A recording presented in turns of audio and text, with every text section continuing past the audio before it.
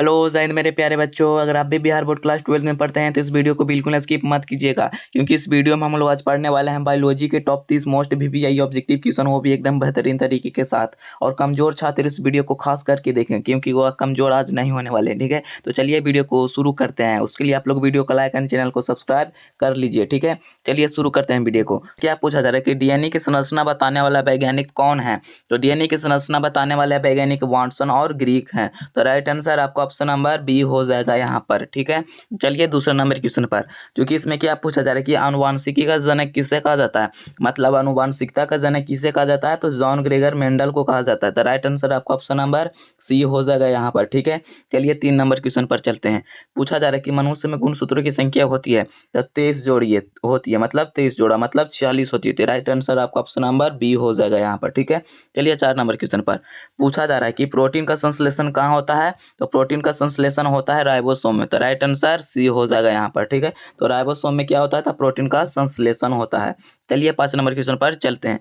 पूछा जा रहा है कि कोशिका का पावर हाउस किसे कहा जाता है? तो कोशिका का पावर हाउस एक प्रकार का माइटोकॉन्ड्रिया कहलाता है। तो राइट आंसर आपका ऑप्शन नंबर सी हो जाएगा। ठीक है, और वीडियो को लाइक एंड चैनल को सब्सक्राइब कर लीजिए। चलिए 6 नंबर क्वेश्चन में पूछा जा रहा है कि आरएनए में कौन सा क्षारक पाया जाता है? तो आरएनए में कौन सा क्षारक पाया जाता है? तो यूरेसिल पाया जाता है। तो आप लोग को अच्छी तरह से ही पता होगा। तो राइट आंसर आपका ऑप्शन नंबर सी हो जाएगा यहाँ पर। ठीक है, चलिए 7 नंबर क्वेश्चन पर चलते हैं। पूछा जा रहा है कि मेंडल का पहला नियम क्या था? तो आप लोग को एक ट्रिक बताता हूँ। भूत के नियम से आप लोग मेंडल का पहला नियम याद रखिएगा। भूत के नियम मतलब प्रभुत्व का नियम। राइट आंसर हो जाएगा किसके लिए? तो मेंडल का प्रथम नियम के लिए। तो राइट आंसर आपका ऑप्शन नंबर ए हो जाएगा यहाँ पर। चलिए 8 नंबर क्वेश्चन पर।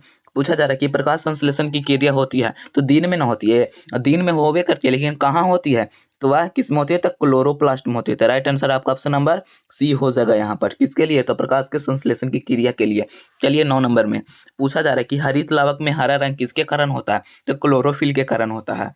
किसके लिए होता है? तो क्लोरोफिल के कारण होता है। तो राइट आंसर आपका ऑप्शन नंबर सी हो जाएगा यहाँ पर। Right answer. चलिए 10 नंबर क्वेश्चन में पूछा जा रहा है कि श्वसन में ग्लाइकोलाइसिस क्रिया होती है। तो श्वसन में ग्लाइकोलाइसिस क्रिया कब होती है? तो साइटोप्लाज्मा में होती है। तो राइट आंसर आपका ऑप्शन नंबर बी हो जाएगा यहाँ पर। अब हर एक क्वेश्चन को आप लोग अच्छी तरह से लगाते हुए चलिए, और क्वेश्चन को मजाक में मत लीजिए। 11 नंबर पर चलते हैं।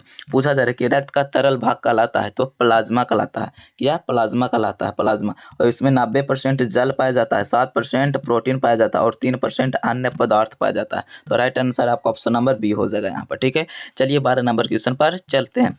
इसमें क्या पूछा जा रहा है कि मानव हृदय में कक्षों की संख्या होती है। मतलब कक्षों कहने का मतलब होता है कोष्ठक, जो आप लोग 10th में अच्छी तरह से पढ़े हैं। और यह 10th का ही मोस्ट वीवीआई ऑब्जेक्टिव क्वेश्चन है, लेकिन है यह 12th का क्लास चल रहा है। ठीक है, तो इसमें 4 प्रकार के होते हैं। ठीक है, तो राइट आंसर आपका ऑप्शन नंबर सी हो जाएगा। तो हृदय में कक्षों की संख्या 4 होती है। ठीक है, और आप लोग याद कर लीजिए। चलिए 13 नंबर क्वेश्चन में क्या पूछा जा रहा है कि रक्तचाप को मापने वाला यंत्र क्या कहलाता है? मतलब रक्तचाप मापने वाले यंत्र स्फेग्नोमीटर कहलाता है। तो राइट आंसर आपका ऑप्शन नंबर बी हो जाएगा यहाँ पर। ठीक है, चलिए 14 नंबर क्वेश्चन पर चलते हैं। हाँ, और 1 मिनट, और इसमें मतलब स्वस्थ मनुष्य के लिए रक्तचाप कितना होता है? तो 120/80 mmGH होता है। क्या? mmGH होता है। किसके लिए? तो स्वस्थ मनुष्य के लिए 120/80 होती है। चलिए 14 नंबर क्वेश्चन पर। इसमें क्या पूछा जा रहा है कि इंसुलिन हार्मोन स्रावित होता है। तो इंसुलिन हार्मोन स्रावित होता है तो अग्नाशय में होता है। ठीक है, तो राइट आंसर आपका ऑप्शन नंबर बी हो जाएगा यहाँ पर करेक्ट। चलिए 15 नंबर क्वेश्चन पर। इसमें क्या पूछ रहे हैं कि मानव में श्वसन अंग है। तो मानव में श्वसन अंग कौन सा है? तो फेफड़ा है। यकृत क्या है? वृक्क क्या है? आप लोग कमेंट कीजिए और आगे क्वेश्चन इसके बारे में आएगा। तो राइट आंसर आपका ऑप्शन नंबर बी हो जाएगा, फेफड़ा क्या मानव का श्वसन अंग है। चलिए 16 नंबर क्वेश्चन में इसमें क्या पूछा जा रहा है कि मूत्र निर्माण की इकाई कहलाती है। तो उसका इकाई क्या कहलाता है? तो नेफ्रॉन कहलाता है। तो राइट आंसर आपका ऑप्शन नंबर क्या? बी इज द हो जाएगा यहाँ पर। चलिए 17 नंबर क्वेश्चन पर चलते हैं। अगर आप चाहते हैं कि सब्जेक्टिव का क्लास हो और सब्जेक्टिव का आपके पास नोट है तो इस वीडियो पर आप लोग इस नंबर पर कॉल करके आप लोग प्राप्त कर सकते हैं। ठीक है, नंबर गलत हो गया, 62000100 851। इस नंबर पर आप लोग मैसेज या कॉल कीजिए, आपका सब्जेक्टिव नोट्स हाजिर हो जाएगा। ठीक है, इसमें क्या पूछा कि पादप में जल परिवहन होता है। तो आप लोग याद रखिएगा, जैसे जल जैसे जाइलम। तो राइट आंसर आपका ऑप्शन नंबर बी हो जाएगा। ठीक है, चलिए 17। हाँ, और फ्लोएम किसके लिए होता है, तो वह भोजन पदार्थ के लिए, सॉरी भोजन पदार्थ के लिए होता है। तो राइट आंसर इसके लिए बी हो जाएगा, पादप जल के लिए। चलिए 18 नंबर क्वेश्चन में, इसमें क्या पूछा है कि भोजन का परिवहन पादप में होता है, तो भोजन का परिवहन पादप में होता है तो फ्लोएम होता है। तो राइट आंसर आपका ऑप्शन नंबर बी हो जाएगा यहाँ पर, और जल के लिए जाइलम हो जाएगा। ठीक है, कंफ्यूज मत होइएगा आप लोग। चलिए 19 नंबर क्वेश्चन में, इसमें क्या पूछा जा रहा है कि मानव नेत्र में प्रकाश का प्रवेश होता है तो वह कॉर्निया से होता है। किसमें, तो मानव नेत्र में प्रकाश प्रवेश करता है तो वह कॉर्निया से होता है। चलिए 20 नंबर क्वेश्चन पर चलते हैं। इसमें क्या पूछा जा रहा है कि दृष्टि का निर्माण होता है, तो दृष्टि का निर्माण भी कॉर्निया से ही होता है। तो राइट आंसर आपका ऑप्शन नंबर क्या, सी इज द यहाँ पर करेक्ट आंसर आपका हो जाएगा। ठीक है, चलिए नेक्स्ट 21 नंबर क्वेश्चन पर चलते हैं। इसमें क्या पूछा जा रहा है कि एड्स रोग का कारण है, तो वह एक प्रकार का क्या है, बैक्टीरिया है, फंगस है, या वायरस है, या प्रोटोजोआ है। तो एक प्रकार का वायरस है, मतलब विषाणु है। तो राइट आंसर आपका ऑप्शन नंबर सी हो जाएगा यहाँ पर। ठीक है, चलिए 22 नंबर क्वेश्चन पर चलते हैं। इसमें जो कि क्या पूछा जा रहा है कि मलेरिया रोग फैलता है, तो मलेरिया रोग किसके कारण फैलता है, जब मादा एनोफ्लीज मच्छर काटता है, जिसके कारण मलेरिया रोग फैलता है। तो राइट आंसर आपका ऑप्शन नंबर सी हो जाएगा, यह एक प्रकार का मलेरिया रोग फैल जाता है। चलिए 23 नंबर क्वेश्चन पर पूछा जा रहा है कि टीबी रोग का प्रभावित करता है, तो टीबी रोग किसको प्रभावित करता है, तो वह फेफड़ा को प्रभावित कर देता है। और टीबी रोग कैसे होता है, तो धूम्रपान करने से हो जाता है टीबी रोग। ठीक, इसलिए राइट आंसर आपका ऑप्शन नंबर सी हो जाएगा। ठीक है, चलिए 24 नंबर क्वेश्चन पर पूछा जा रहा है कि जैव विविधता का संरक्षण कहलाता है, तो जैव विविधता का संरक्षण यहाँ पर क्या कहलाता है, तो संरक्षण ही कहलाता है। तो राइट आंसर आपका ऑप्शन नंबर सी हो जाएगा। 25 नंबर क्वेश्चन पर पूछा जा रहा है कि परिस्थिति का अध्ययन कहलाता है, तो परिस्थिति का अध्ययन है एक प्रकार का क्या है, तो एक प्रकार का जीव का या पर्यावरण है, जीव या पर्यावरण है। तो राइट आंसर आपका ऑप्शन नंबर सी यहाँ पर हो जाएगा। ठीक है, चलिए 26 नंबर क्वेश्चन पर तो पूछा जा रहा है कि उभयलिंगी पुष्प का उदाहरण है, तो उभयलिंगी पुष्प का उदाहरण निम्न में से कौन सा है, तो यहाँ पर क्या हो जाएगा, पपीता होगा,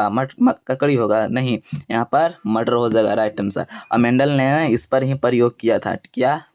चलिए 27 नंबर क्वेश्चन पर पूछा जा रहा है कि परागन के बाद बनता है, तो परागन के बाद क्या बनता है, तो वह युग्मनज बनता है। राइट आंसर आपका ऑप्शन नंबर डी हो जाएगा, युग्मनज बनता है किसके बाद, तो परागन के बाद। Right answer D. चलिए 27 नंबर पर 28 नंबर पूछा जा रहा है कि निषेचन की क्रिया होती है, तो निषेचन की क्रिया कब होती है, तो बीजांड में होती है। तो राइट आंसर आप मिला लीजिए, सी हो जाएगा आपका, क्या, किसके लिए, 28 नंबर क्वेश्चन के लिए। चलिए 29 नंबर क्वेश्चन में पूछा जा रहा है कि क्लोनिंग का उदाहरण निम्न में से कौन सा होता है, तो क्लोनिंग एक प्रकार का क्या, आप लोग कमेंट करके बताइए। क्लोनिंग का उदाहरण यहाँ पर हो जाएगा डॉली भेड़, और डॉली भेड़ क्या होता है आप लोग भी कमेंट कीजिए। तो राइट आंसर आपका ऑप्शन नंबर ए हो जाएगा यहाँ पर। ठीक है, चलिए 30 नंबर क्वेश्चन पर पूछा जा रहा है कि जैव प्रौद्योगिकी का उपयोग होता है, मतलब जैव प्रौद्योगिकी का उपयोग कहाँ होता है, तो आप लोग को भी अच्छी तरह से पता होता है। तो दवा का निर्माण करने में किया जाता है, फसल को सुधारने में किया जाता है, और रोग निदान में किया जाता है, मतलब रोग का निवारण करने में। तो राइट आंसर इनमें से सभी हो जाएगा, उपरोक्त सभी। तो राइट आंसर डी हो जाएगा। यहाँ पर आपका 30 मोस्ट VVI ऑब्जेक्टिव कंप्लीट हो चुका है, तो उसके लिए वीडियो को लाइक एंड चैनल को सब्सक्राइब कर लीजिए। ठीक है, और ऐसा ही वीडियो आता रहेगा, उसके लिए धन्यवाद।